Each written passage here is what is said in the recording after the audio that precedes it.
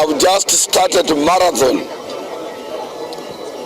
on our forthcoming political campaigns for State House, and we are more prepared than ever before.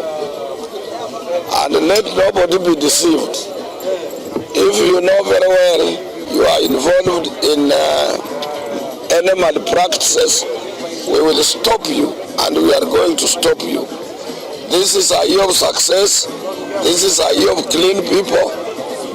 This is a year that will yield results that Kenyans want. And this is a new year, 2022.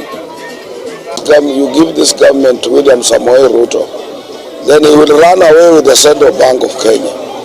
And you people will have a lot of problems. Because he's a man who is in love of grabbing anything on sight, be it land or to maximize whatever he wants.